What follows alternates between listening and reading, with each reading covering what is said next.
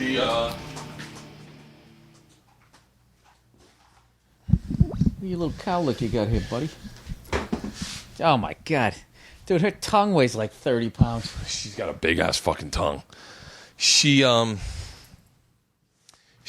literally, she thinks she's a fucking human, so she will sit on your lap. She will get right up in your face. She thinks she's a human. Pris pot. Okay, go on. Pris, come here. Go on. Go on. Come here. Come here. She's like, I like this guy. Look, this is exactly how she'll sit. I'm cool. Let's do it. She'll sit. You gotta get this picture for the podcast. Fucking Priscilla. Oh my god, dude. This thing is a house. Here. Oh fuck God, she looks so fucking big on your lap. I want to do one of those fucking bus tours. You gotta send me the I will. the picture. You're all right with the door being open? Yeah. I'm gonna get her out of here. She literally will do this the entire time. I honestly don't care. Are you serious? I love dogs. Yeah, let me shut the door. How hard was it getting your Are we going, by the way? Yeah, we're Is this recording. Oh, Yeah. we are. I gotta sit on the other side. I can't fucking see you with Pris's big fucking head. This dog is fucking awesome. Yeah, she's a fucking beast. She really is. It's weird too because I just took the girls up to Rogan's house the other day, and I had to warn them because they're very like aggressive with Pris. Like they'll fucking like jump on her, get in her face, roll her on her back. Like it's one of the things they told us with a big dog like this that you got to establish dominance all the time. And I told them, I go, listen, when we go to Joe's house, Joe's dogs are different than ours dogs. What kind of dogs does Joe have? Joe's got a fucking pit bull mastiff mix. All right, buddy, you got to jump down at this Pris, point. come here. I'm literally Come having here. problems breathing here. Here, but like, and his dogs are like, he had them as a single dude, so they're like fucking real dogs. So I tell George and Isla, we're in the car, we're pulling up, and I go, listen now, remember the rule. If you see Joe's dogs, it's not like Priscilla. You can't just get up in their face and kind of fuck with them. Yeah, that's not good. My youngest daughter literally goes, oh, classic, and gets out of the car and runs up to his house. I'm like, no, not classic. Like, you got to be fucking careful around them. Yeah, Jesus classic. Christ. Yeah, you don't want to be doing any, any dog will do some damage to you, especially a big one like that. Yeah. This is one of the most obvious statements ever made. I'll tell you, but when it comes to those pit bulls, I don't know if you guys have read up on it. Come here, Pris. How long did you do that? I want to do a fucking bus tour so bad. Dude, it was the shit. It cost a ton of fucking money. I don't know if I made anything, but you should do it one time. Just for the hell of it. Go out with a couple of your buddies. Go to some games. We this is how it started off. We went to what did we go into the NCAA final game? Oh, really? Michigan versus Louisville. That's how we started it off. And then we went Athens, Georgia, Hoover, Alabama, Charleston, South Carolina. Went back to Atlanta for 2 shows at the Tabernacle. Then we did 2 at the Tampa Improv, 1 at Florida State University, your alma mater, and then we ended at the Jackie Gleason Fillmore in Miami. So wait, how do you decide what cities you do theaters in and what cities you do clubs in? What did your dog do? What's the matter? You want attention? She's trying to fucking get you to fuck her. Let me see. I want to see if we can get the sound. What? Nothing. I feel like all. Oh, there it is. What? What is it, Pris? You look like you want to say something and you just can't fucking get it out. Pris. Monday I was in Tampa and it was just like, all right, we'll do 2 at the Improv and then, just kind of mix it up. No mix press? and match. I mean, I didn't put it together. Oh no, yeah, press. You do like the radio tours, like living on the West Coast. It's like, all right, you're gonna be talking to the Tampa morning show at 4 a.m. your time, and I work it out with, I'm whatever. confused. I'm at the point now where it's like I would love to do one-nighters instead of like doing a whole weekend places, just because you can make good money and you're not gone for the whole fucking weekend. That's the fucking exhausting. Yeah, what? But then what ends up happening If I could just get through this. Then what ends up happening? Briss, I am fucking kicking you out. No, I love it. Come on. No, she's gonna drive me nuts. Come here. Oh, she is. No. Come on. All right, we'll see you, buddy. Come on. Priscilla. Now we're gonna see how much this dog likes me. It's not into the ball. It's hanging with me. This dog loves me. Come on, Briss. Come on. Ah, there it goes. That's so fucking mean. Oh, look at her face. I thought we were going to play. What happened? She is fucking, I told you, man, she's fucking on thin ice in this house right now. My wife got these new shoes, wore them last night. They look so fucking good. And Pris chewed up the heel. Oh, Jesus. Yeah, she chewed them Dude, up. a dog eating a woman's shoes is like eating a man's TV. Yeah. You know what I mean? Like, that's the level that they like it. I got to sit in this chair over here. I don't know why, but I just feel like I want to be sitting like this talking to you. So I don't have to fucking crick my neck here. What was I going to say? Am I the only guy who doesn't own kettlebells? Fuck? Everybody I know does them, and they look good, and then they fuck up their shoulder or their elbow. I fucked up my back bad. Yeah. I was riding roller coasters at the time, too. And I was doing kettlebells, and I fucking threw my back out, and then I got on a roller coaster the next day. I had to ride one like 13 times for a show. Oh, no. Fucked my back up, and I was literally... And it's been fucked up for 2 years. 3 years now. My back is still messed up. All up in You know my what the most neck. amazing part of that story is that you knew about kettlebells 3 years ago. Like, to me, those are like brand new. That's like... Oh, seriously? How long have you known Rogan? He's been talking about preaching kettlebells for as long as I've known him. I've known him for 2 You know, we never get around to working out. We never talk about working out. I don't even know what we talk about, but all I know is in 2 seconds, like 4 hours has gone by. I've had the greatest time ever, and we both just laugh, going, "We got to do it again. We got to do it again." Yeah. I don't have any idea. I did someone's podcast. You know who Zane Lamprey is? Who? Zane Lamprey. Zane Lamprey. I don't think I know him. He did a show on Mojo called Three Sheets a long time ago, back when HGTVs just came out. Mm-hmm. So I did his podcast, and we were talking, and he was like looking at his watch. I go, "What the fuck are you looking at your watch for?" And he goes, "We're around an hour." I'm like, "Dude, I've done podcasts that are 5 hours long. I did a podcast with Rogan that was 5 hours long. Like, we did a 3-hour podcast, then stopped, started a brand new 3-hour podcast, and did 2 hours into that one. That's insane. It was just getting so fucking wasted. We were bullets. Oh, well, you guys, you were getting fucked up while talking into a microphone. Yeah. Well, you know something? Like, who the hell was I talking to the other day? Like, it's so great to meet a guy, like, over the age of 35 that'll still party. Yeah. You know what I mean? And I always say, you know what the worst thing, like, when I was doing Jay Moore's podcast, and I was just like, I was saying, like, God, I would have loved to have drank with you. It's almost like seeing, like, a great athlete and they're, like, retired. Like, can you imagine if we were on the same team? Yeah. You know? I have never... Running the floor. I would have liked to have drank. Like, I always thought that, like, Norton would have been an interesting person to drink with. Like, we used to play a game. I know. You don't think so? No. I said I know. Yeah, like Norton. Bobby Kelly, I don't know. Bobby Kelly, I think all of a sudden he'd be like, "What the fuck, dude?" He'd fucking slam a glass in the side of your head. I'm always shocked that Dane never drank. Like, that always shocked me.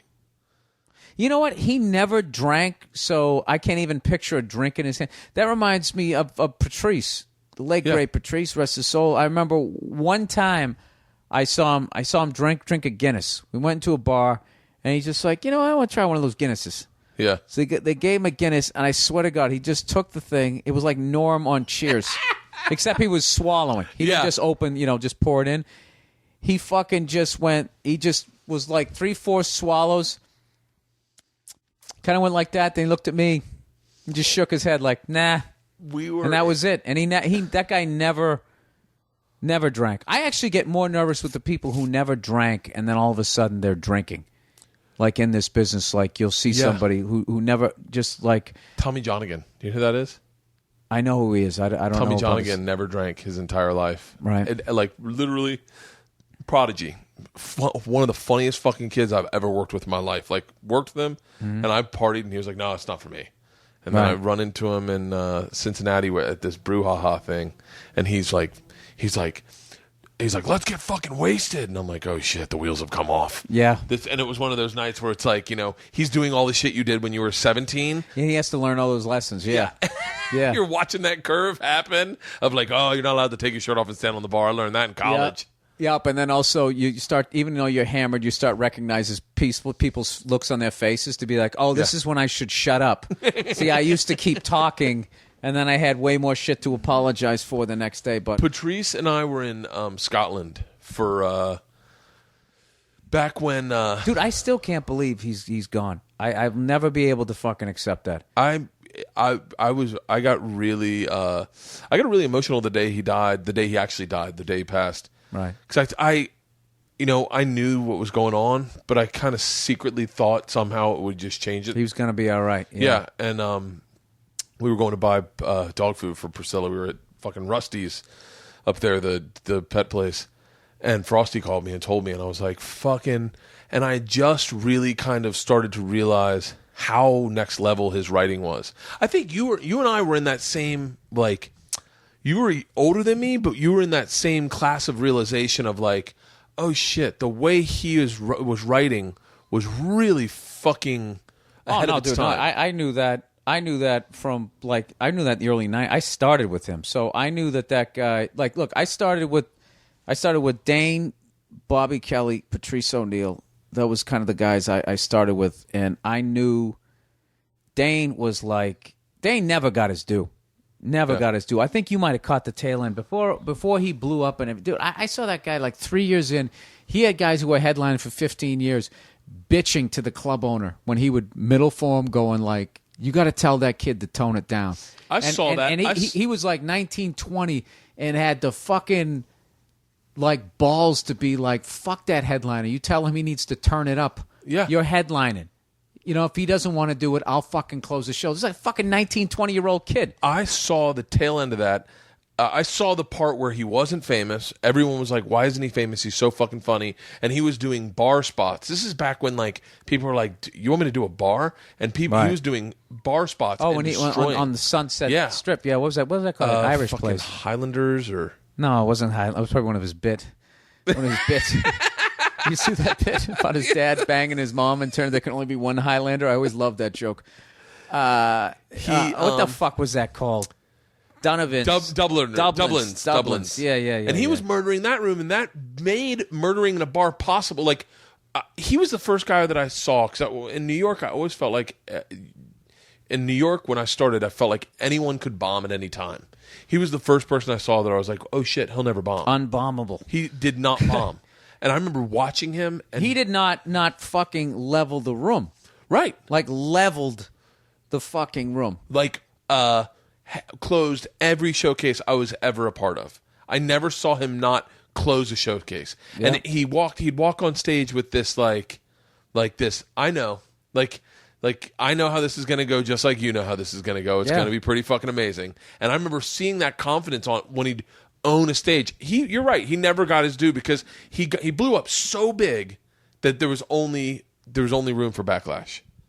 Yeah, I mean, I don't know. It boggles my mind why that happened, but I never felt like he could. So, anyways, I started out with him, and when I saw him, I was like, this guy's. It was the early '90s. I'm like, he's gonna be famous by 1996. You're talking about like the heyday of like the end of the heyday of like sitcoms, and MTV was still playing videos, and it was before TRL, but it was like, and he was just in that wheelhouse. He had that whole generation, and Patrice was someone that I looked at and was like, I mean, everyone was going like, dude, like, because everyone just kept thinking you do stand up and then you get a sitcom, like, and all these older guys like, would just like how brilliant Patrice was, and like he was working pretty much clean in the beginning. He had a lot of clever stuff, and they were like, "There's no way you're not gonna. You even have the name Patrice live, ABC at 8:00 or whatever."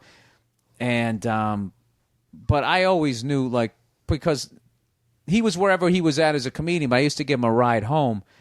My old fucking '83 Ford Ranger was hilarious. Me, skinny me, and big. That looked like a bad cop show, and I'd fucking drive him into the hood. And, you know him, how much he would talk, right? We would sit there in front of his fucking house. I still had a day job. we'd sit there until like, I pull up around 11:30, and there was times I didn't leave till like 2:30 in the morning, just talking about fucking comedy, talking about life, talking about race, just talking about everything. And there were nights when we would do that for a couple hours, and I'd go home, he'd call me up, and he would literally talk to you to the point you had to switch ears because one ear would start be like all hot from the phone being up to it. And but he was somebody like, that guy was literally I feel like the gap that there is between like the funniest, like a professional comedian and the funniest guy at the office, the gap that is between that, I thought Patrice had that same gap between him and the funniest guys who are doing stand-up, obviously myself included. And it's one of those things where you can watch his specials and you can listen to his recordings and stuff, and you're only just literally scratching, just like he was. You're scratching he was a fucking experience. You just had to be. He was amazing. Were you there that night when he took on that transvestite outside the cellar? I've told this story so many fucking times. He was holding court in front of the cellar like he always did. Sometimes till 4 a.m. Were you there that night the lady poured the water on us? No. We were out there so long and laughing for just trashing each other. Dude, I came up with some of the funniest fucking guys ever, and we never wrote anything. We never shot anything. We just sat around trashing each other. It was before being a comic was a business paradigm, where you're like, I'm gonna tweet it. I'm gonna. Like nowadays, it's like, and I say this, and Dane was ahead of the curve on that with the super finger and all that shit. Now everybody's like, in their own way, is coming up with their own sort of like. Nowadays, you would never get that group to hang out because someone would be podcasting it or vining it. Like it was just funny guys. All they cared about was flexing that muscle and learning how to get funnier. Well, yeah, but the thing, it wasn't like we were better than this new way. If that option existed, we all would have been staring at our fucking smartphones instead of looking at each other's shirts and I would say this is literally the time you're talking about is right at the curve when cell phones showed up. Like, and the Nokia was I remember the big getting one. shit because I was still using the payphone at the cellar. Keith Robinson, look at Billy. He doesn't got a goddamn phone yet. He's still like, take some of your feature money, stupid. And he would yell it across the cellar and all that. But yeah, so anyway, one time there was this transvestite, and Patrice was holding court in front of the cellar, and I believe he was kicked out of the cellar at that point.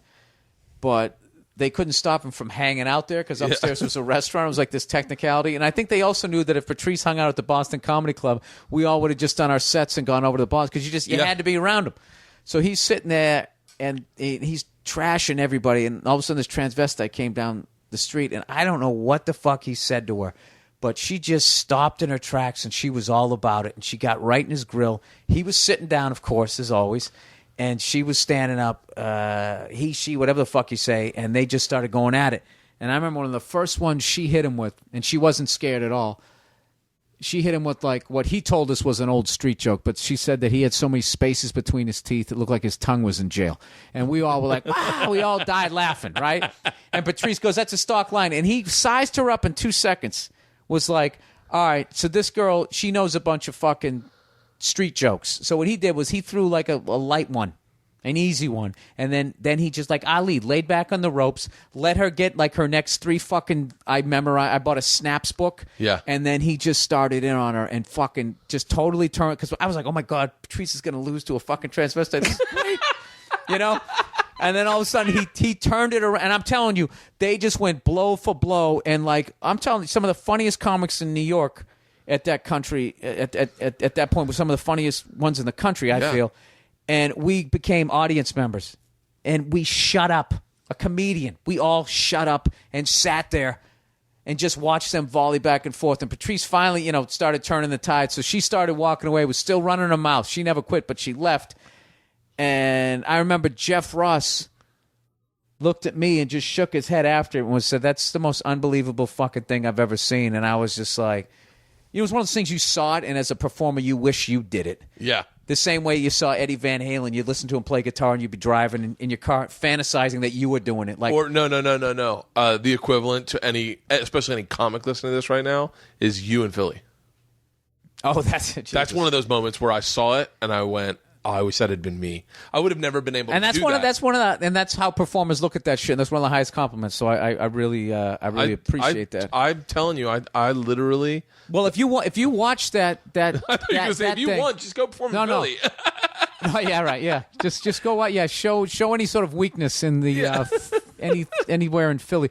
But when you watch me when I yell at the DJ, like I'm trying to fucking work something out here. Yeah. He was actually relaying something Patrice said because all the comics came to the side of the stage and were watching it by the end. Yeah. And he yelled out "Invincible." That's what he yelled out. Oh. Which would have been perfect because I would have been like, you fucking Eagles suck so bad. Some guy from a bar gets a tryout on your team. Not only gets a tryout, he makes your fucking team and has an impact, right? Like I could have gone on forever, but I didn't. Like I was so in attacking anything that talked to me. Yeah. And I always felt bad because the DJ, and because he kind of pointed over at Patrice, which was funny because me and Patrice weren't really talking at that time because we had that big fucking battle on O&A because of that fucking idiot radio show. Yeah. And that Philly thing was the first time we were backstage. We actually started like fucking talking again like friends because I heard that live that you and Patrice. You were on the phone, right? Yeah. And And that's the worst thing about the internet. It was like a 3-month fight in our relationship, but it lives on forever. Yeah. And people still ask me about that. And it was just, we were doing this guy's show, and the guy the second I walked into the studio, he was just giving me shit. And I was thinking like I remember I came walking in the studio and and they had already given me a water. And so like one of the guys working on the show goes, Bill, anything else you need or anything? I was like, no, I got a water. I'm good. All I need is some headphones. And he turns around and goes, we'll get you some cans. Who was this guy? Don't say it because maybe I might be friends with him. I don't want to. All you got to do is listen to the thing. You'll hear who the fuck it is. I don't name names, right? So then I was just like, whoa. And he just kind of kept coming at me like that. So I thought it was like, okay, this guy thinks maybe I'm coming in from New York, so I think I'm better than him. Yeah. So I thought like this was some little hazing thing, like, okay, this guy's going to break my balls for a couple of breaks, and once I show that I have a sense of humor about myself, he's going to warm up. He never did. And in the middle of it, Patrice called in, and he accidentally cursed, and I'm giving him shit for cursing or whatever, but I'm doing it more in like that cellar hanging out in front of the sound, you big stupid head, this isn't satellite radio, blah, blah, blah. But then, man, I know. Yeah, I know. Yeah, I already said it. As soon as you said it, I went. Yeah, he fucking hung up on him, and I didn't realize he hung up on him. But even then, I was just looking like, who gives a fuck? I didn't think it was that big a deal. And the episode ended like 2-3 hours later. The episode ends, and at the end of the episode, is right when my HBO special came out, and the guy was like on the air trashing, like making fun of my special. Like, so what do you got going on? And I was like, well, I got a half hour coming out on HBO. And I just came out on HBO, and he goes, really? I haven't heard anything about it. Something like that. And I was like, well, it's doing real well. And he goes, whatever. And it was one of those things, the second the show ends, he goes, hey, did you have a good time? And it's just like, yeah, man, I had a great time. All right, see you next time. Fucking whatever. What was that? Yeah. And it was after. It was after the episode. That's when me and Patrice first got into a fight, because I got off and all it was a message going, yeah, that guy's a dick, man. Give me a call. So I called him up, and I didn't realize that he was really upset by it. So I came at him in seller mode. Yeah. And I was like, what? Just kind of do this and blah, blah, blah. And then I go, you hung up on you, jackass, or something. And he was like, a lot of people don't know, he was really a sensitive guy. So that's what started off. So then he goes on Opie and Anthony, and then that started the whole, you don't tell me I taught you to do this. And then my ego goes, what you fucking taught me to trash people? Yeah. Fucking met you when I was 25. I live in a quarter of a cent. And then it just was, and it was literally like, two fucking pit bulls in a ring. So then we had this ugly fucking back and forth. So long story short, so then the Opie and Anthony tour starts, and I'm. What cities did you do on that? You did. I don't remember. I remember we did Worcester, which was hilarious because we should have done Boston, but Opie and Anthony years earlier had done a hoax on the radio and said that the mayor of Boston had died. And they did it so well, evidently, that some people really close to him thought he was dead. and they caused a lot of emotional anguish on people. So to this day, Mayor Menino, he's finally leaving. So he was still in office, and they got fired. I mean, by the time we came back, it was years later. They were in New York, and they still, I guess you had the level of size show that they were doing. Yeah. They needed a license. You needed some sort of something from the city of Boston. So it was funny. So like the tour was like all these major cities and then like Worcester, Massachusetts. But it was cool to play there, the Worcester Centrum, because one of the first comedy shows I went to, I saw Dice Clay there with an unknown Eddie Griffin opening, who got booed by the crowd, and I was booing because I didn't know. Yeah. And I was thinking like what you think when you're not a comedian, like, oh, Dice is gonna love this. Yeah. And Eddie, what is that mentality? Dice will love if we boo his opener. Because we don't think he's friends with him, because we're not in show business. So then what the funny thing was Eddie Griffin, now that I think, he didn't leave and told everybody to go fuck themselves, and he kept doing his thing. So maybe that stuck in my head. Yeah. And another time I got booed in Vegas, and I didn't leave, but I was just taking it in. Like the first time you get booed, it's a fucking unbelievable I remember experience. First time I got booed was at the Boston Comedy Club, and Patrice was in the back, and he saw me say a prayer before I went on stage. It was an all-black room. Like he saw me do like a prayer, I still do it sometimes. Oh, Sunday night at the Boston, right? Yeah. Sunday night's talent. One of my favorite shows I ever did. And so he saw me do a prayer, and I fucking bombed hard. And then I got off, and Patrice is like, if I ever see you fucking pray before you go on stage again, I'm gonna fucking rip that chain off your neck. Right. And I was like, and how great advice was that? I was like, it is, because I guarantee you, someone saw me doing a prayer in the corner, and they're like, fuck this white boy, and they fucking ate my lunch. If I just walked up and even did if they didn't see it, it's the fact that you're to the point that you're actually in prayer. I mean, you're preparing yourself for failure. I'm going to war. I'm fucking tell my dad if I don't come back, I love him. Yeah, I got a 1 in a zillion chance.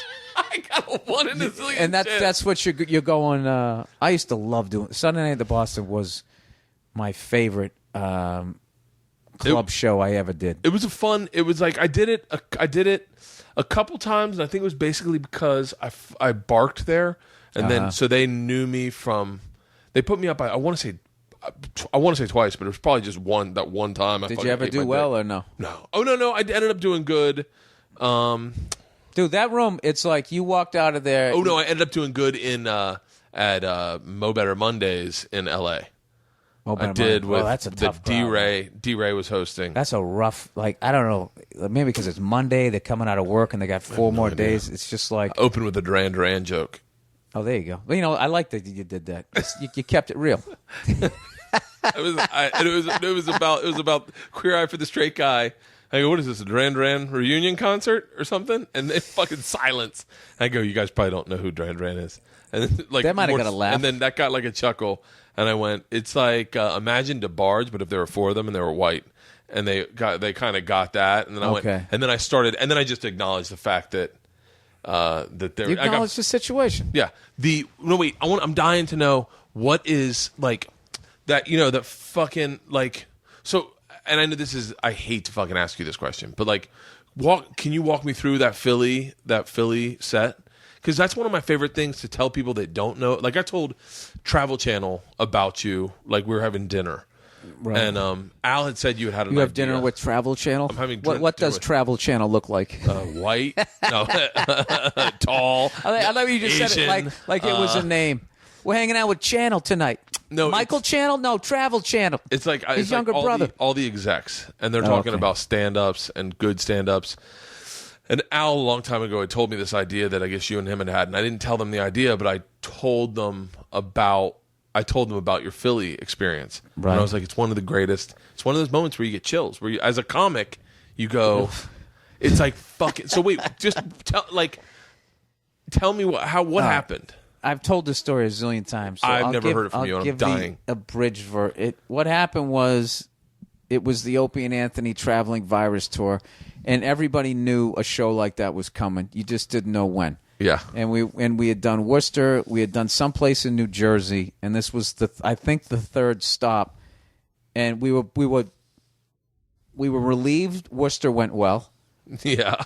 Because at that point, I think we were doing the walkovers, and just, you forget that there's a lot of great regular people that listen to that show.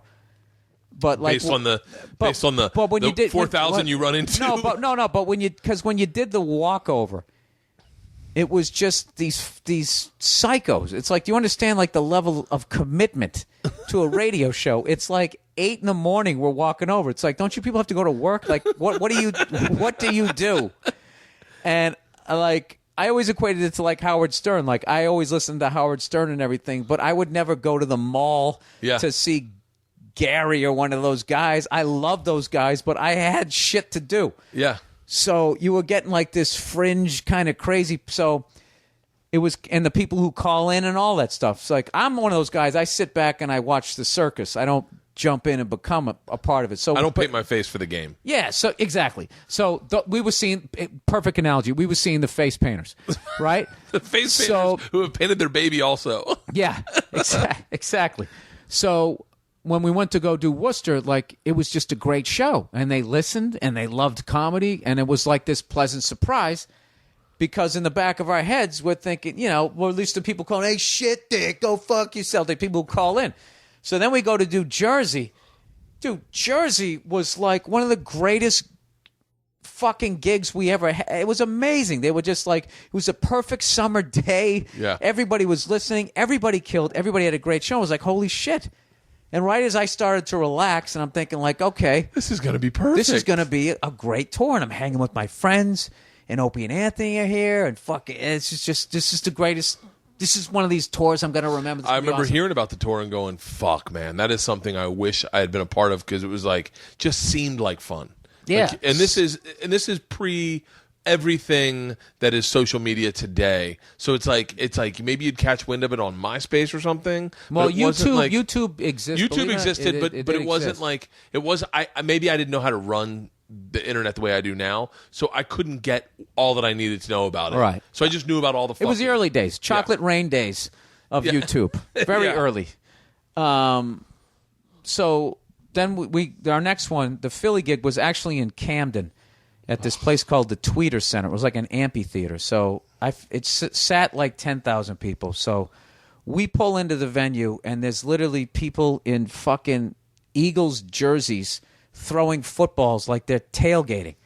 And I rode down with Bobby Kelly, and we immediately were like, uh-oh.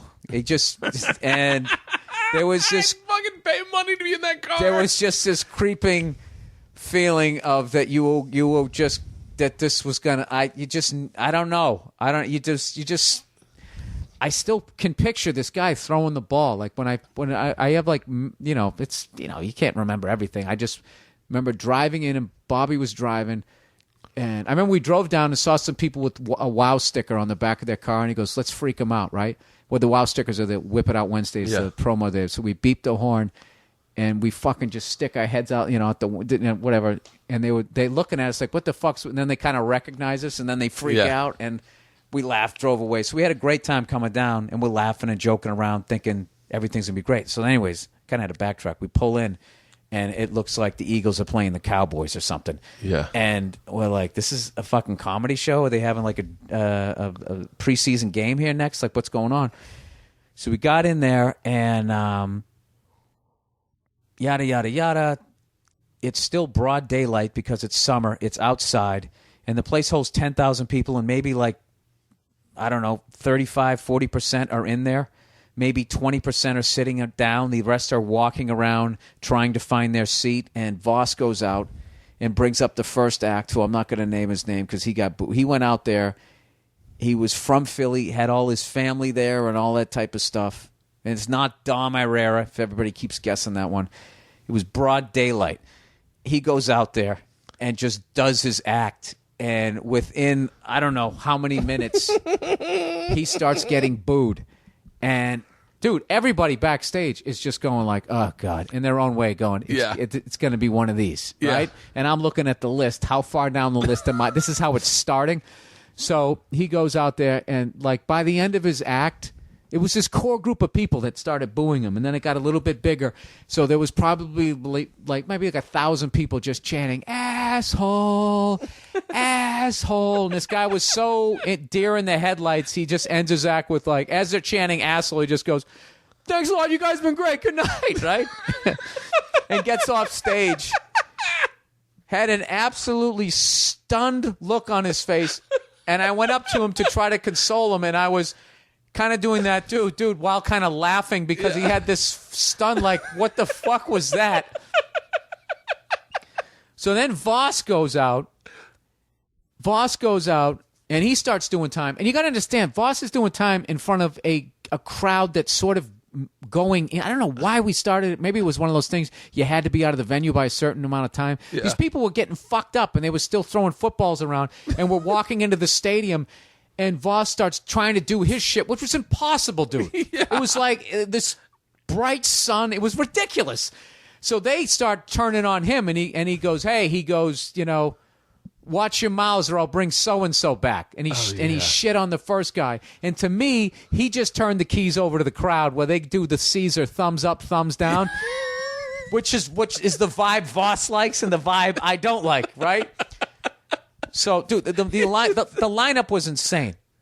Like, Tracy Morgan, Patrice O'Neal, Ralphie May, I think Bob Saget, Robert Kelly, Dom Irrera, myself, Opie and Anthony, and Jim Norton closing. Yeah. So, people, I don't know. Like, I knew something was fucked up when Tracy Morgan went out, and he was supposed to do 15 to 20, and he pulled up at about 7 minutes, 50 seconds in the middle of a bit, just stopped and went, "Thank you, good night, God bless," and just put the thing down. And you know that deal, dude. You do those uptown rooms, they boo in those, and you go into the black rooms enough, you can feel a boo coming. Yeah. And he was just looking around. It's like he saw the ocean go out, and he went, "Oh, there's a tsunami coming, guys." Smartest fucking dude of the night. He looked at this bunch of crazy drunk white people. They're not going to remember if I did 7 minutes or 17. Yeah. God bless. I'm out. Put down the mic and fucking walked off. And then Ralphie did his thing. Patrice did his thing. Bob said, I think Patrice closed out the first half, and then they had a break. And at this point, now the sun's gone down. And now it starts to look like the Apocalypse Now, like bridge scene that you see on the YouTube video. And what happened? They showed a video in the middle.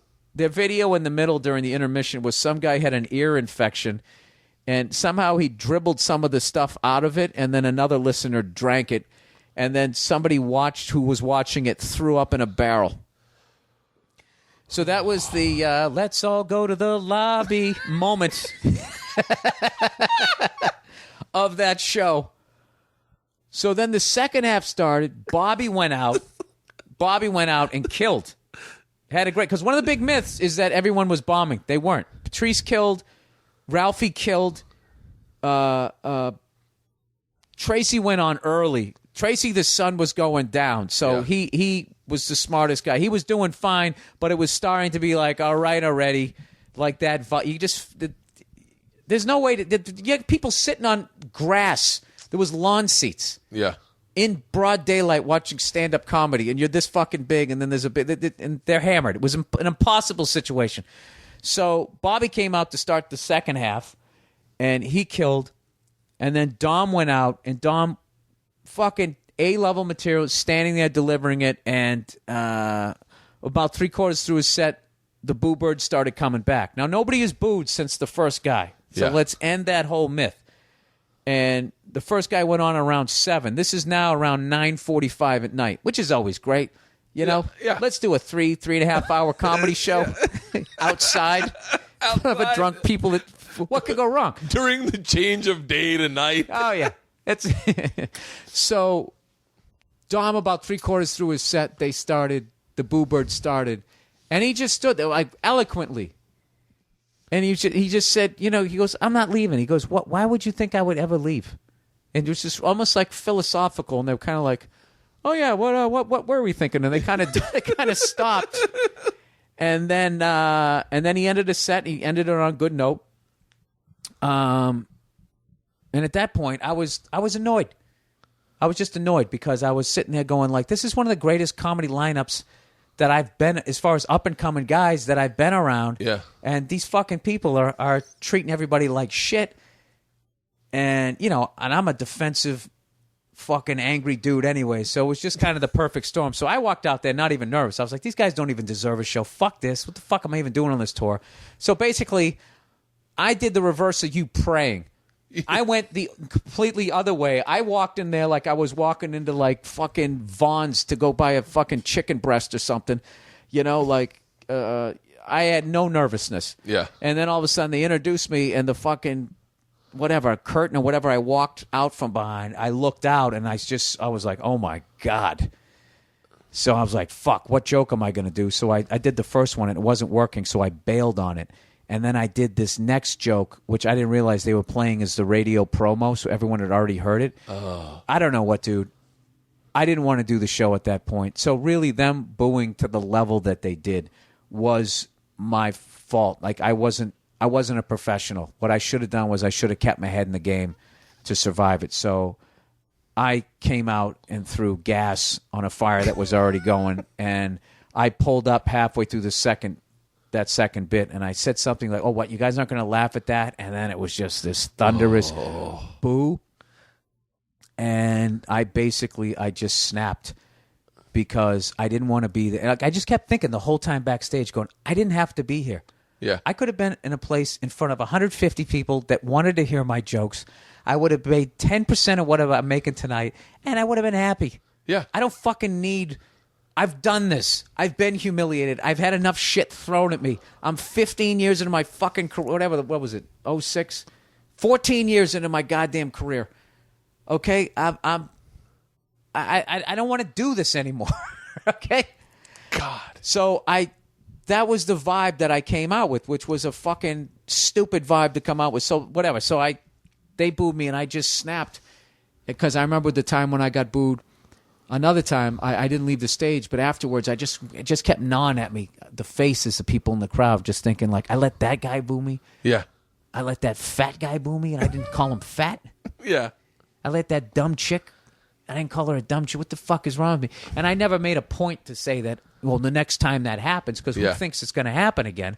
Or who thinks it's going to be fucking 100 times worse? In a fucking stadium. Yeah. So...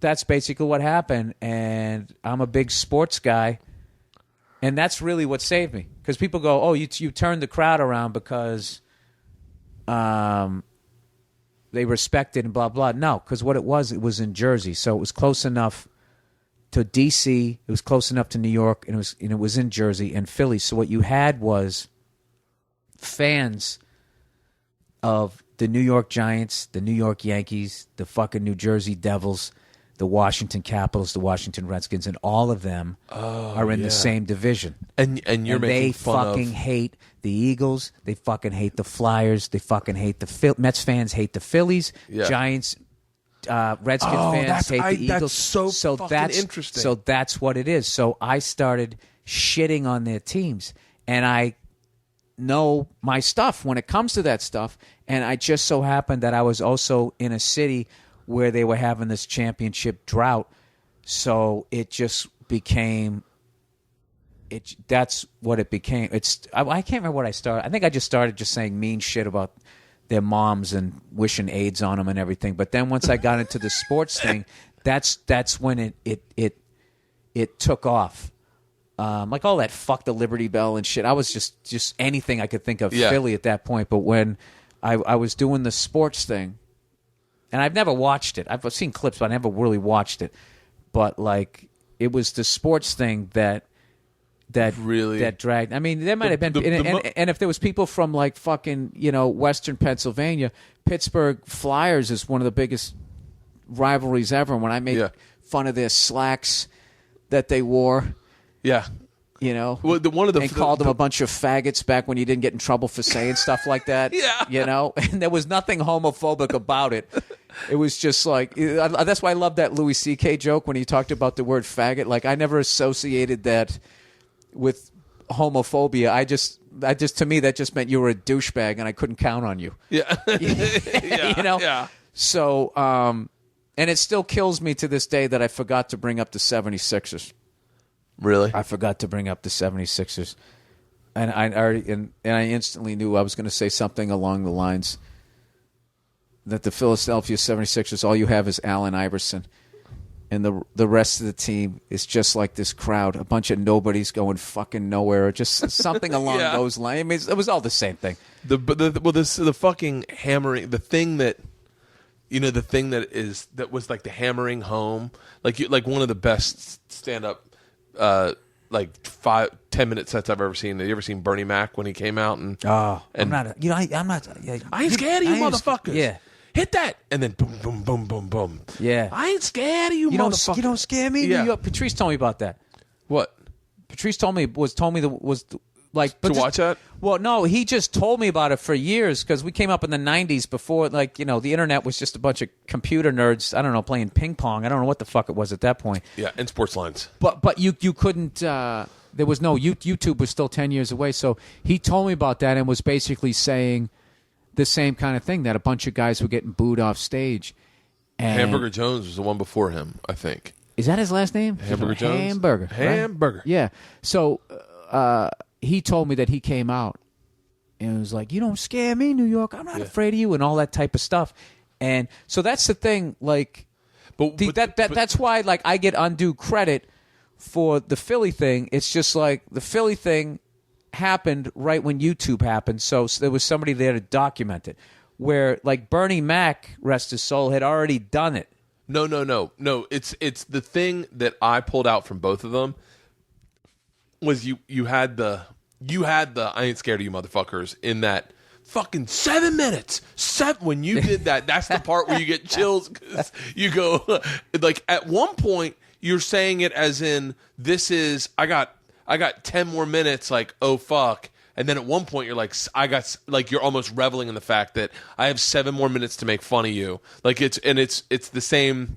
I was never reveling. It might look like I was, but I wasn't. I had a fucking headache at the end of it, and I was like 2 days afterwards. I was locked. You ever hear like when they say somebody has he had a death grip? Yeah. You know, like I remember hearing this hilarious story. I remember watching this with my mother, and we were laughing our asses off the way this guy described this. These two guys are flying like a Cessna, and they're hearing this rattle in the back, and it's the fucking door in the back, one of those old school doors that you open it, and the stairs are also on the door. Remember those? Yeah. They'd flip down. So he went to go shut it, and the fucking thing flew open. So the pilot's up there like, oh my God, my friend just got sucked out of the plane. And then he's also thinking, how am I going to land this fucking thing?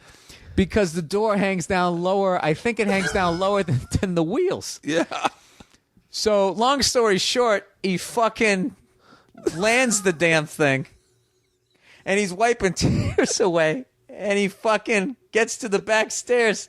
And there's his buddy. Feet still in the plane. Head down at the bottom of the stairs. Holding on to the banister thing, and he's talking to him, and the guy's not saying shit. So he had to step over him, and the fucking paramedics got there, and they had to talk to him for 20 minutes. They go because he had a death grip.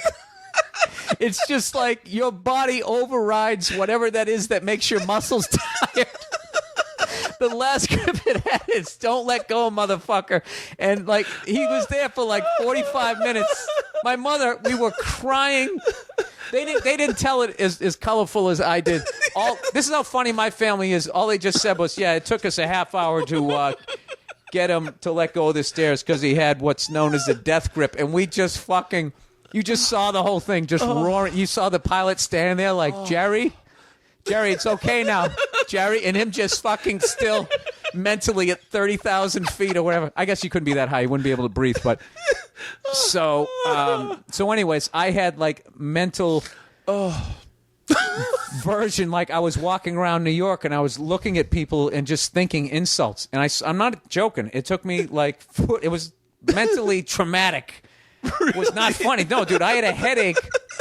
Afterward. I had anxiety where I was just like, because some of the other parts of the tour ended up on YouTube, and I was sitting there going like, oh my God, are people going to be like laughing at me and going, you got booed? Because all I'm thinking was I got booed. Yeah. And it's going to be embarrassing. And then, but by then, like MySpace had like, that was the beginning where all of a sudden, like people could just be in your living room. Yeah. Where like before then, like if something like that happened, the only people who saw it where the people were there, and maybe they called in the local radio station, and some of your buddies who from high school, if they lived in the city, dude, I heard you got booed. But that whole fucking thing then was just like, it was filmed, everybody saw it, and then people could find you on MySpace and send you mean shit. Yeah. And that's all I was thinking. And then we did one more show after that one was in Cleveland, and my brain was going, don't go to this one. Don't go to it, because they're just going to boo you, because at this point everybody had talked about it and they loved it, but it was already starting to take on a life of its own where it was way beyond what really happened. I mean, it was a simple formula. I just attacked what they loved. It was simple. I started with their mothers, their girlfriends, their bodies, Yeah. and then their sports team. And then when I was running out of shit, I said dumb stuff. Fuck the Liberty Bell. What does that mean? That's just like ridiculous. Yeah. I remember Molly from the Punchline said her favorite line was, and I've never seen it, but it actually made me laugh, and I don't remember saying it, was saying the base of the mic stand that I wanted to frisbee it into the crowd, and I said, I hope I hit a baby. You're right. That was before you could say something. Like, now you say something like that, or you, like, Tosh makes a statement and it goes, someone writes a blog about it, and you're like, motherfucker. And that was the dumbest, and that's another thing too, those controversies, air quote controversies in comedy clubs. It's like, if you tell a joke in a comedy club and 300 people laugh and one person doesn't, but they blogged about it, there's no controversy. It's lazy reporting. The amount of times that they've done that, and they'll show the clip in the club, and you hear the whole crowd laugh. Yeah. And they try to turn it into like that Kramer thing that happened. And like, there's that new thing where there's people like, they keep talking about these rape jokes. Like, when was the last time you heard a rape joke? Like, they make it seem like you go into a comedy club and somebody's up there, what's the deal with rape? Why isn't it legal? Like, I wanted to fuck her. Yeah, but she wouldn't let me. It's like, where are you hearing all these fucking jokes? And like, it's such a dangerous. It's the great thing that it gives everybody a voice, and you can overthrow like a fucking oppressive government, evidently. But then the other thing is it gives you a voice before maybe you have all the information you need, because like, you have to allow, like, 7 to 8 years in as a comedian, it's like you're trying to find your voice. Yeah. And everybody goes through that. Oh, I'm going to am I the next Bill Hicks? Let me put on a leather jacket and try to do the edgy thing. It's like you start taking subjects off the table. It's like you're getting in the way of somebody. Like, stand-up comedy is not owned by anybody. Yeah. It's an art form, and and I was allowed to, walk into the tool shed and use any tool I wanted, and to sit there and start taking some away. And another thing too is, like, what not enough people understand is that, as I'm listening to you talk and you listen to you talk, we're not hearing 100% what each person has said. It's like, it's you say something, and then it goes into my brain and my life experience. So it's like, I give you a kilo of me, and it's immediately cut with Bert. Yeah. It's stepped on pretty heavily. Yeah, it's stepped on. So it's just like, and that's why. Well, you heard me quote your joke that made me laugh. That I said, I go, oh yeah, I told my buddy Zane that joke, and then as you went, well, I saw you correct me, and you go, it's actually a seminar, and I went, oh, that's so funny. The way I remember it, you were like, it's stepped on. It's the way, like, I could tell a story that, like, that happened to me and my wife, and then my wife hears it and goes, that's not how it happened at all. And you're like, oh my God. And then by the end of it, it's like, no, we were on vacation. No, we were in the garage. And like, I'm telling you, and like, you know what those people who are doing that, it's like, if you're a stand-up comic and you're doing it, it'd be like playing guitar for 7 or 8 years and then telling every guitar player up to the level of Eric Clapton, Jeff Beck, and those guys what chord they shouldn't use anymore. Yeah. And it's like, I don't think it's deliberately arrogant. I just think it's a part of being 7, 6, 7, 8 years in, and you just have the ability to just fucking put your opinion out there, Yeah. And I'm not mad at anybody saying that type of thing, but, like, the journalism is so fucking lazy now that's the kind of thing that picks up steam, and that's like a snowball effect, and like look, when you go on stage and you do a joke about a fat person, who gets offended? Fat people. Fat people. Yeah. Right? But 5 seconds ago, they're laughing at the rescue dog bit. Yeah. But the person who works at a fucking rescue, they're mad. Yeah. So it's because and it's just like, how come the fat guy laughed at the PETA shit, and how come the PETA person laughed at how come the PETA person never gets fucking offended at the fat shit, and the fat guy never, you know what I'm saying? It's just like, because it's my words getting cut with your life experience, and if it's something that's really traumatic or close to your heart, all of a sudden you don't hear a joke anymore. Somehow you saw me telling jokes for a half an hour, and then all of a sudden, no, that's a statement, because now you're mentally on the playground in 1978. You're not even hearing me, and then you sit down and write a fucking blog, and you start saying, this is what he said, and this is what he meant. You don't know what the fuck I said. Yeah. This is what was said to me, and here's my fucking life experience, and now I'm throwing it up on a page. That's what you're doing. You know? Yeah, I'm off my soapbox now. No. I feel that way exactly. I went through, thankfully, when no one could. Well, I was at the time, and I think it also happens like at the time when you're trying to find your voice and you're trying to be Bill Hicks, and I was trying to be edgy, and all I talked about was race. Like all that. Right. I mean, that was what, because I thought that was dangerous at the time. Yeah. I was doing it. Not a lot of white dudes were like talking as honestly as I was trying to talk, and it was never mean, but I definitely got in trouble a few times where it was like, you got yourself into situations, and that's learning to be a comic. You start to see where the line is. How do I get out of situations? Yeah. What am I trying to say? Is this me? Is this what I'm doing? And it's like, you learn an instrument. Don't play country music. Yeah. Don't play. Fuck that whole thing. It's interesting too, because I think now I'm finally. Now I think I'm a lot more comfortable with who I am as a comic, but I don't know. Like I don't know. Well, that's all finding you. Finding your voice to me is this, like, you're sitting.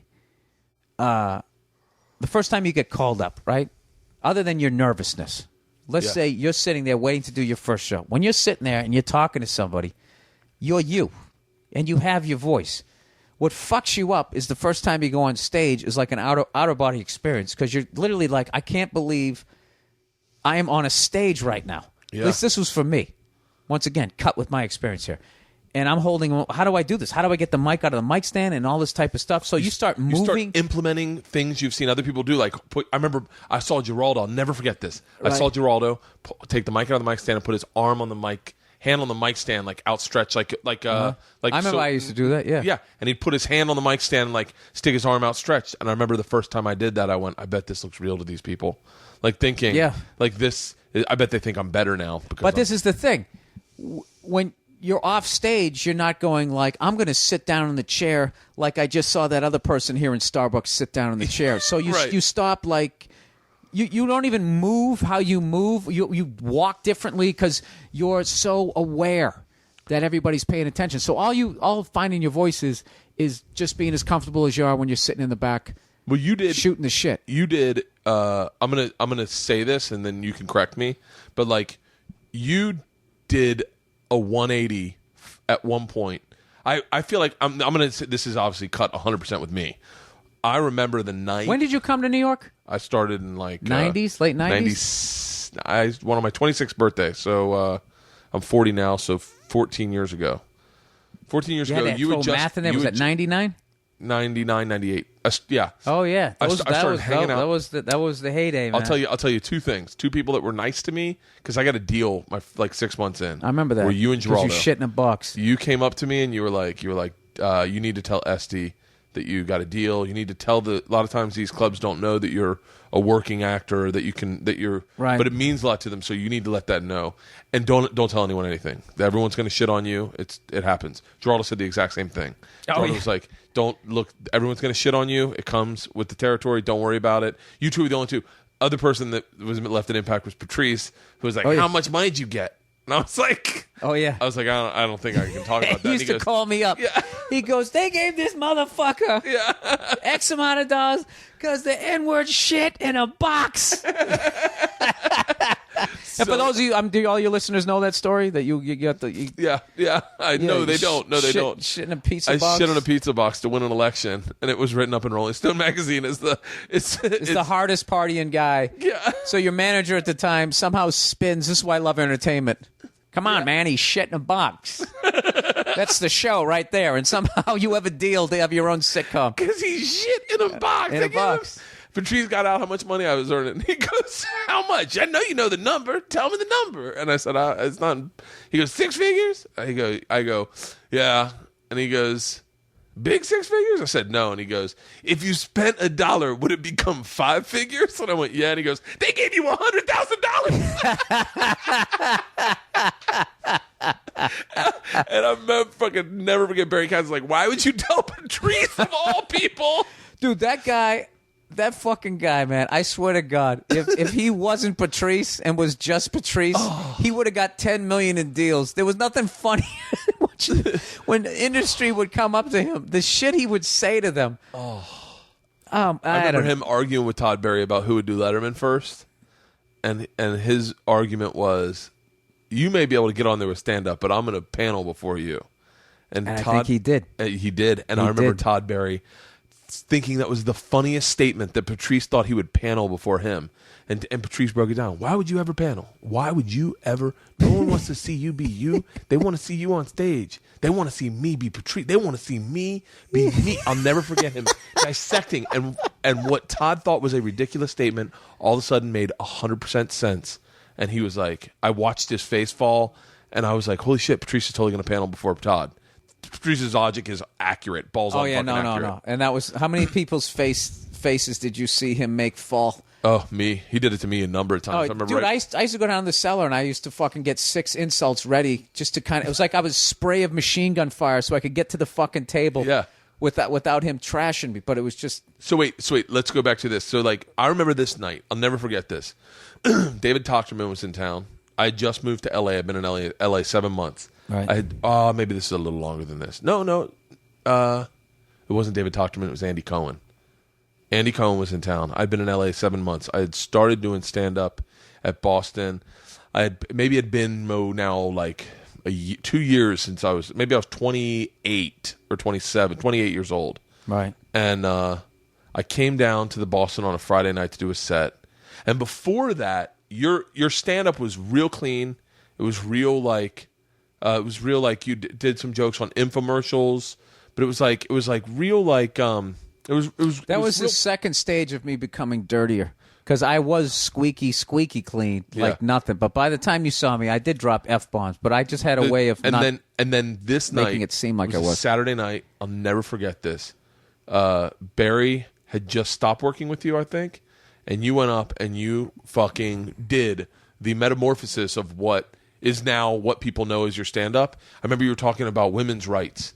And I was like, which I had never heard anyone talk about on stage. And you were talking about, if I want to say the joke was... The Titanic one? Something, yeah. If you want equal rights, then we get in the boat with you, or whatever it was. And I remember being in the back, in that way back corner by the bar, going like, holy fucking shit. I pulled you over twice that night. I was like, dude, whatever you're fucking doing. This is... I remember saying this like 3 times. And then saying to Barry, like, God damn it, man! That's what I want to be doing. And you had said, I think you had been in LA and you moved back to New York, or you had started really focusing on stand up and really like immersing yourself in stand up. And you were like, man, I'll never forget that night, because I remember I think I ended up shirtless at the end of the night in the back corner talking to some young comic. How did we never? I didn't drink. It's weird. I didn't drink that much because I was hanging out with like Patrice, and when I hung out with Dane, because I think Dane was in LA he was in LA, but like Dane never drank, so. Like, I didn't drink much. It wasn't until I met Joe DeRosa, that son of a bitch. I was a big drinker, man. I used to party with all the black comics because they all partied. And so I used to, like, Donnell, Tony Woods. Don't name names, man. Come on. Don't get people in trouble. Donnell's to this day. We did some show for Comedy Central. And it was like, I was like, man, if I remember Donnell's like got that Patrice in him too, where Kyle Cease walked up. We were doing this show, and Kyle Cease had a show that said you got kicked off every week, and every week Kyle Cease had a new hat. He was going to wear a new hat for the show, And the first one said week 1.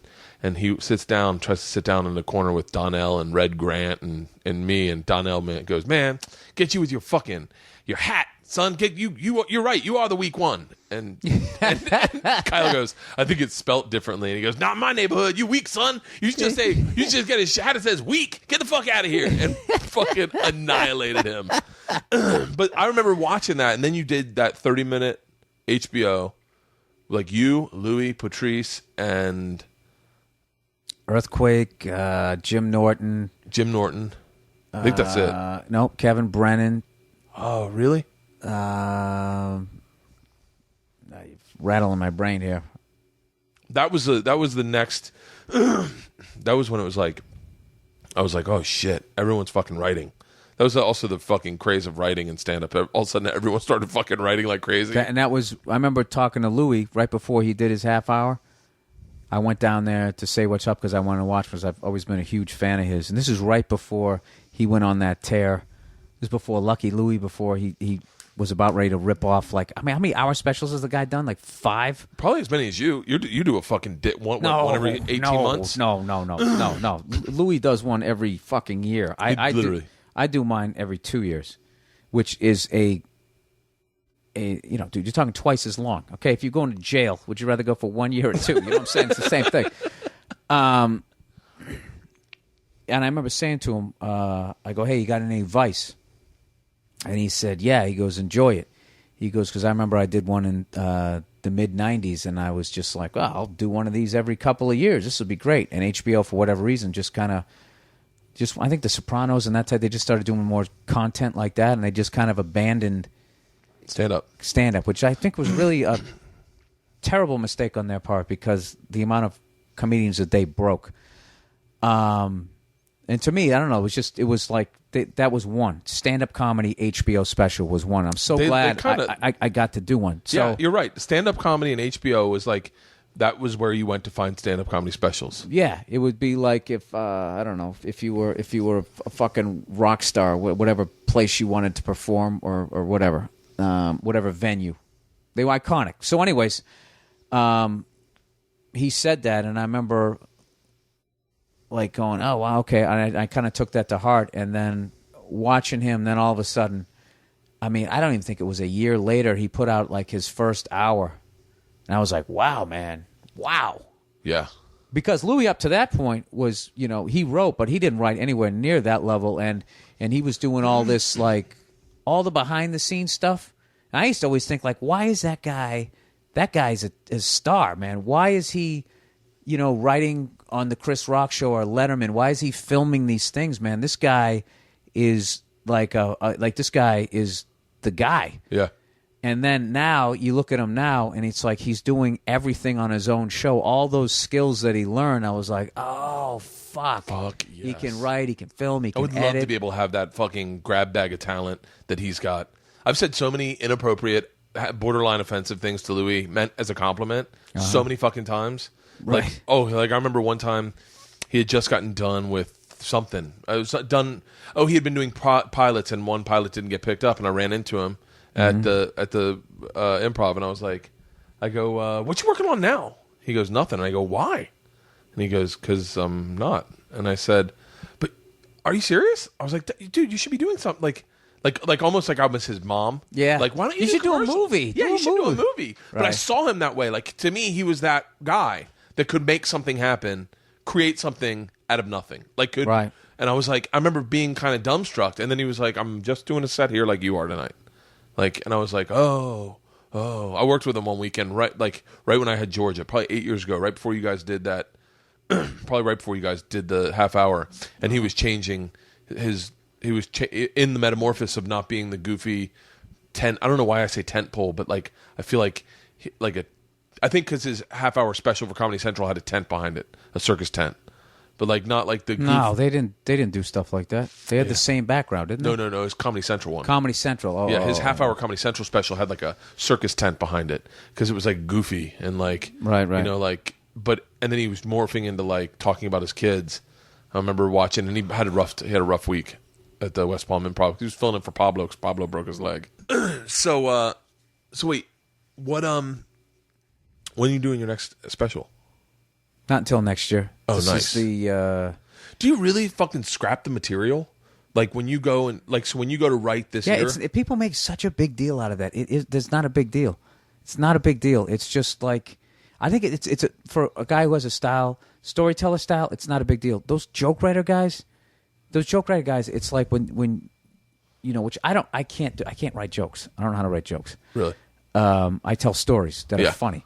It's way different. But like those guys, like a Mitch Hedberg, a Stephen Wright, those kinds of guys, that's tough. Like the amount of material that they have to remember is it's just like astounding. Like and I view both of those guys like how good they are, and how good Mitch was. Like that's an unattainable. Like I don't have that talent. That's just like, I know we're all doing stand up, but that's a whole different. I'm like getting past a torch where those guys are lighting their own. Like I feel like they came up with like their own. You know what I mean? Yeah. It's like I would say the difference between like a Kobe or a Michael Jordan, where Kobe can do the things Michael did, but Michael did shit I never saw before. Yeah. So it's always, it's one of those deals like, who played behind their head and did all that wah-wah stuff until Jimi Hendrix did it. Now there's all these instructional videos on how to do it. These fucking idiot kids on the internet are going like, yeah, he's kind of lame. I don't think he's that good. And it's like, this guy was doing this almost 50 fucking years ago, and he came up with it. And now you guys have all these.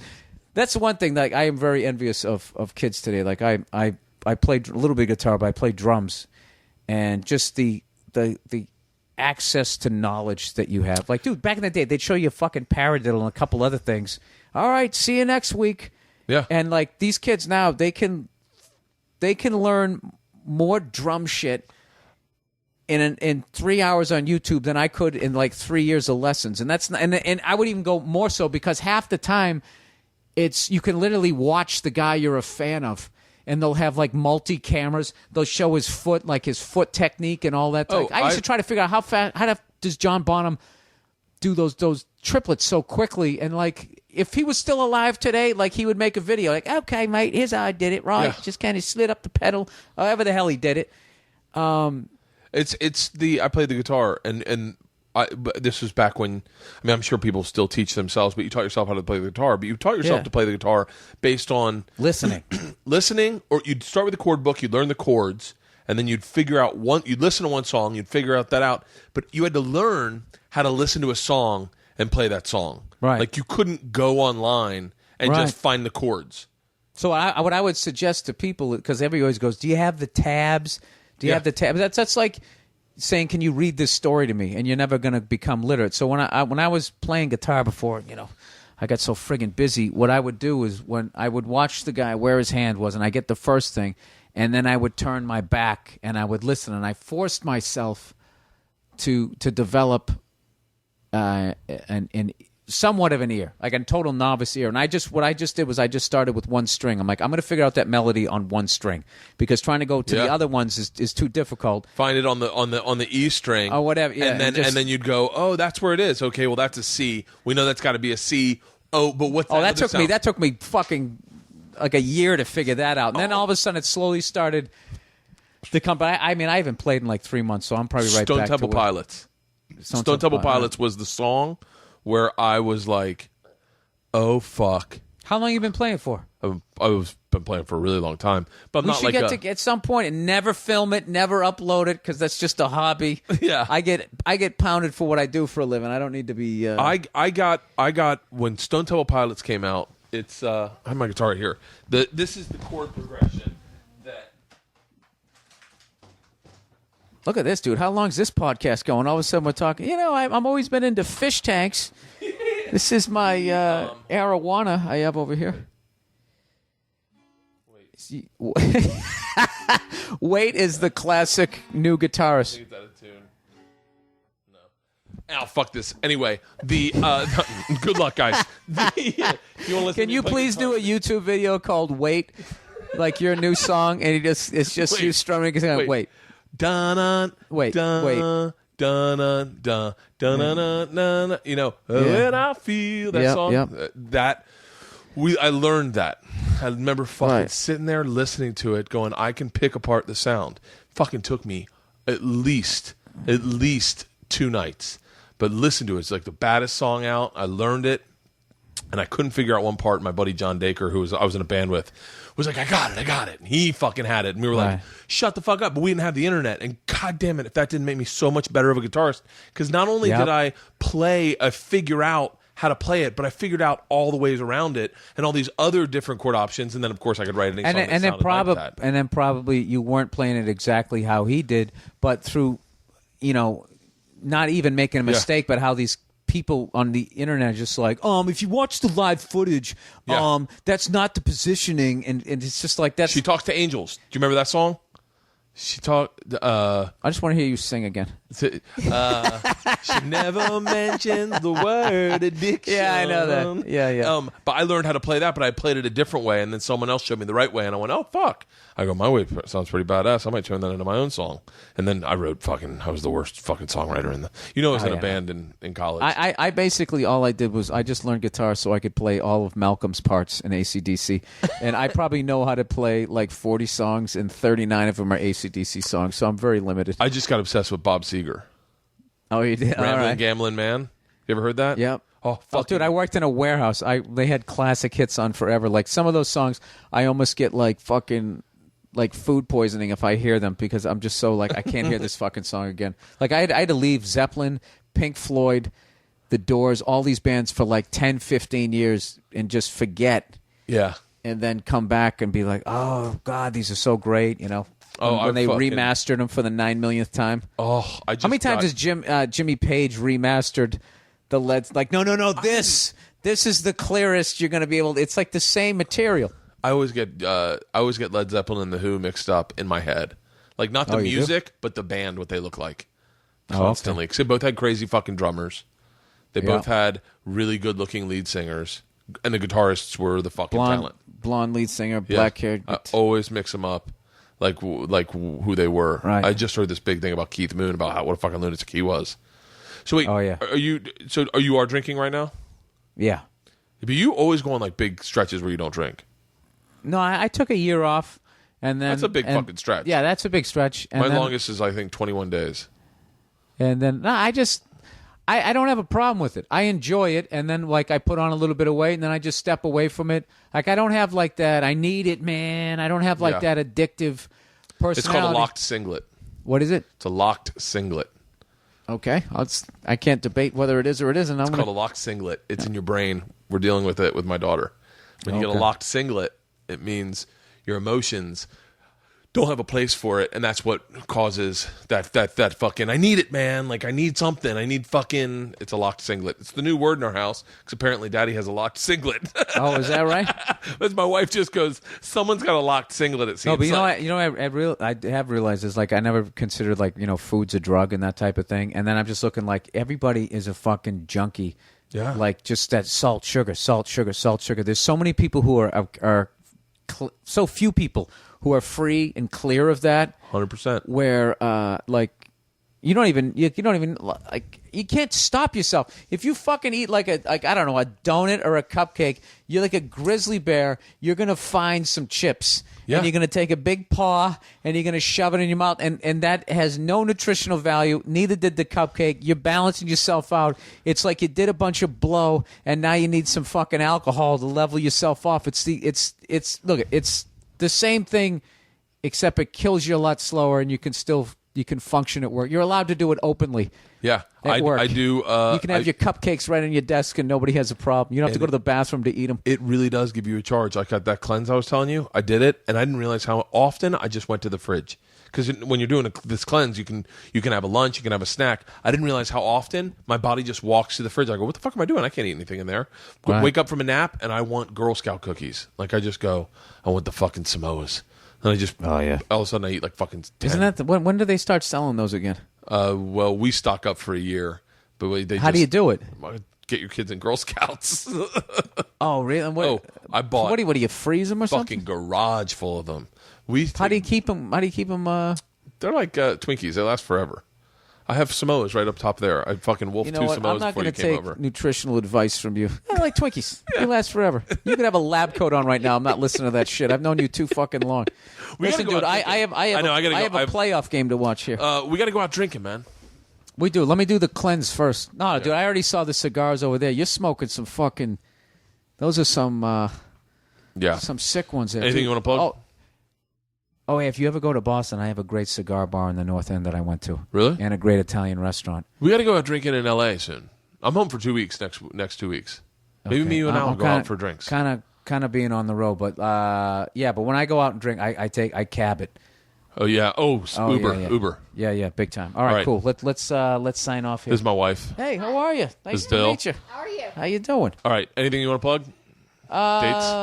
No, I think they probably already know where you're going to be. Yeah, just listen to my Monday morning podcast every Monday at BillBurr.com. BURR. All That's right. it.